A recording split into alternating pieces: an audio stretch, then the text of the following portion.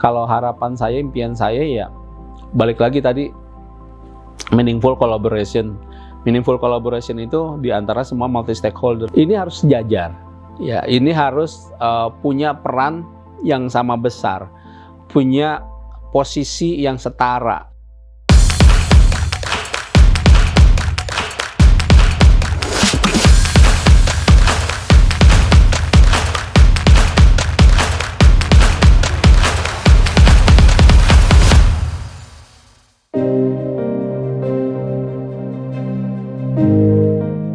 Bisa dianalogikan sebagai sebuah rumah sakit. Rumah sakit, orang menjaga kesehatan, ilmu kesehatan segala macam terus berkembang.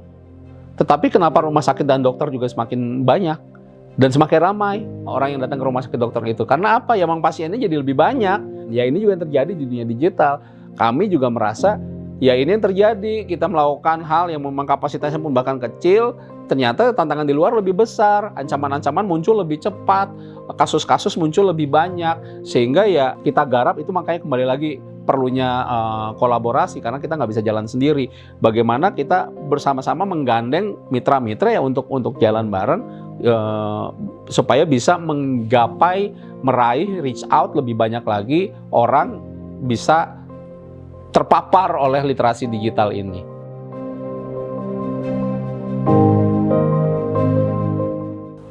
Salah satu kunci ketika kita melakukan edukasi literasi digital kan sebenarnya adalah bagaimana materi kita bisa disebarkan sebanyak mungkin. Ya, oleh karena itu kita coba bikin materi ringkes, kemudian di webnya ringkes, bisa diunduh di mana aja dan lain sebagainya.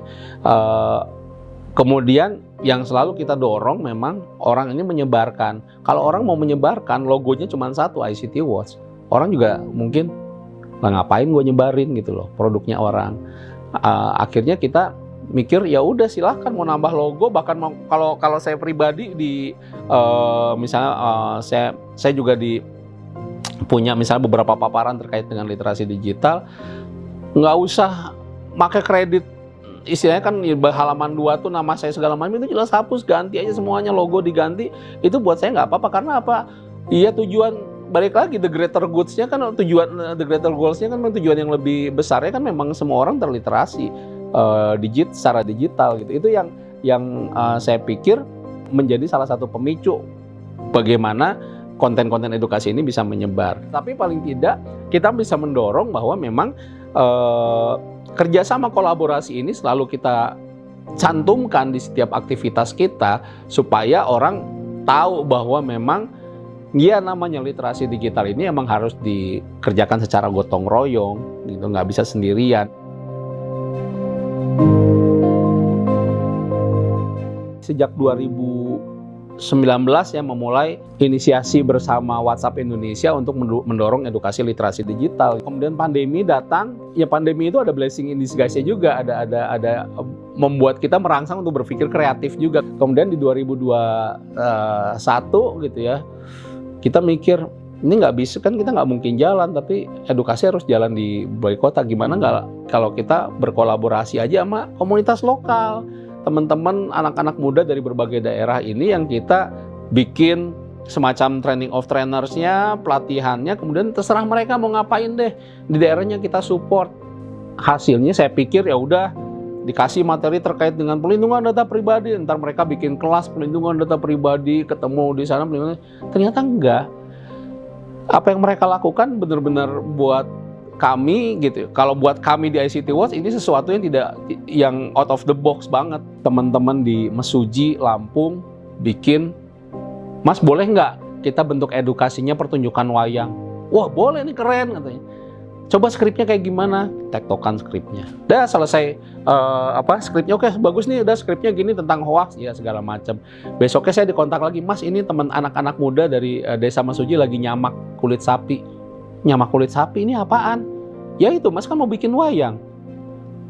Di luar di pikiran saya ketika dia bicara wayang, ya udah aja pakai wayang yang ada, bicara terkait dengan hoaks gitu, pakai Punakawan, Semar, Gareng, Petruk gitu ya, bicara tentang hoaksnya. Enggak, mereka bikin karakter sendiri, dan itu benar-benar wayangnya karakternya mereka buat, nyamak kulit sapi, natah, mewarnai, ngecat segala macam sampai dipertunjukkan sama dalang lokal.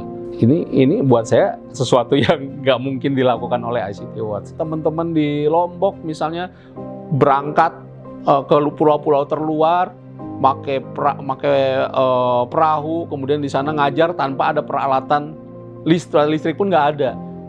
Jadi ngajarin internet dengan hanya menggunakan metaplan dan lain sebagainya. Tapi inilah indahnya kolaborasi gitu. Ketika kita menyampaikan meminta mereka sesuatu, kita kasih triggering, ternyata mereka bisa langsung leap gitu, langsung loncat ke hal yang luar biasa yang dekat dengan masyarakatnya.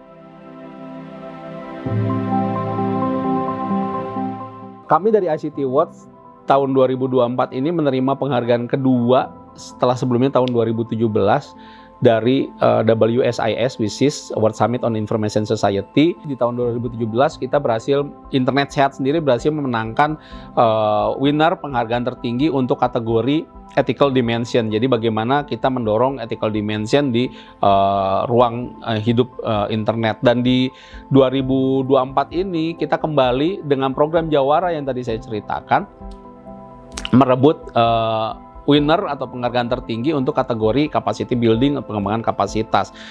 Seperti yang saya ceritakan tadi, kenapa kita bisa merebut winner ini tadi karena 160 teman-teman Jawara yang ada dari Aceh sampai Papua yang menjalankan program ini dengan luar biasa, sehingga kita bisa mengemasnya dan menyampaikannya, dan itu yang diapresiasi oleh PBB.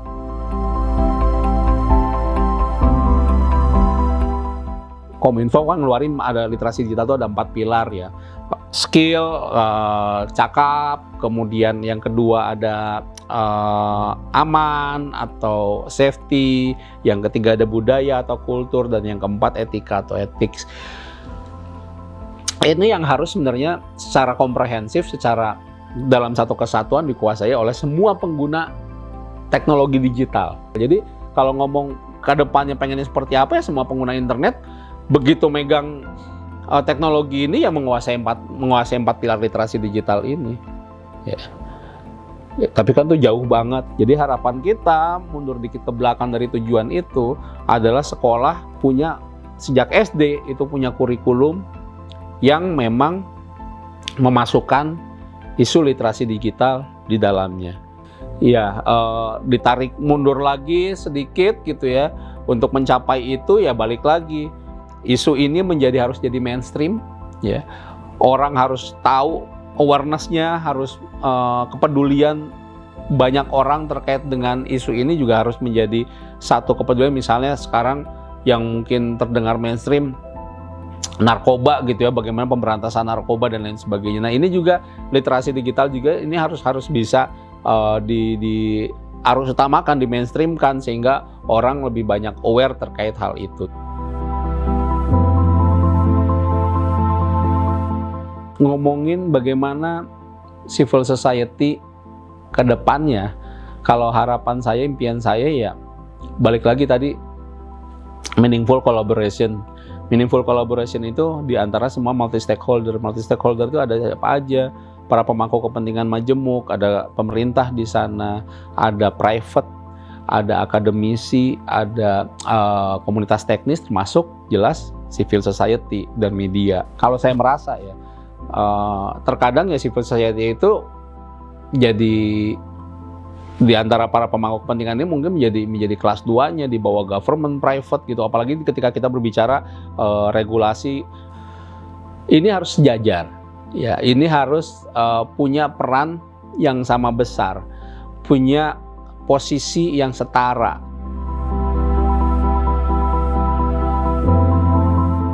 Terima kasih sudah menonton. Silahkan cek media sosial kami. Di Instagram ada internetsehat.id, di YouTube bisa search Internet Sehat, dan juga bisa kunjungi website kami internetsehat.id. Mudah-mudahan kita bisa bekerja sama untuk mendorong literasi digital di Indonesia. Terima kasih.